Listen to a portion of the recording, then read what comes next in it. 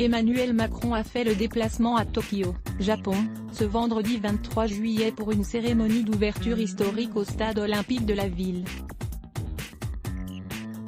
Chaque nation, ou presque, présentait pour la première fois 2 porte-drapeaux, un homme et une femme.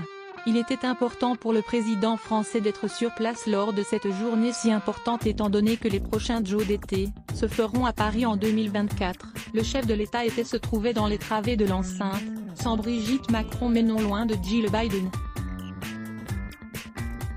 La première dame des États-Unis était venue acclamer et soutenir la délégation américaine sans son mari, Joe Biden, accompagnée d'une délégation réduite au minimum, avec la présence d'un seul ministre, celui de l'Éducation nationale, de la jeunesse et des sports Jean-Michel Blanquer.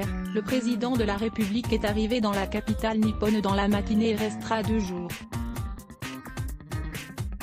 L'occasion pour lui de rencontrer des dirigeants japonais, des chefs d'entreprise et des représentants du monde culturel.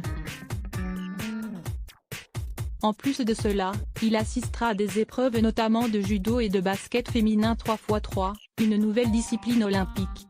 Je vais au Japon pour le soutien et le relais, avait-il expliqué il y a plusieurs jours sur France 2 en marge du Tour de France. Pour soutenir l'olympisme en pleine crise du Covid-19, l'organisation japonaise et les athlètes français avec l'espoir qu'ils rapporteront un maximum de médailles. Dès la fin de cette Jeux, le compte à rebours sera lancé pour organiser dans les meilleures conditions les Jeux 2024, avait-il ajouté. Lors de la cérémonie de clôture le 8 août prochain, le Premier ministre Jean Castex pourrait être présent. Emmanuel Macron assistera à une cérémonie en présence de l'empereur Naruhito et s'entretiendra samedi 24 juillet avec le Premier ministre Yoshihide Suga, 2 ans après sa première visite au Japon en juin 2019. Par la suite, il quittera Tokyo et le Japon dans la soirée pour effectuer sa première visite en Polynésie française. Gros programme. À lire aussi @blogtest.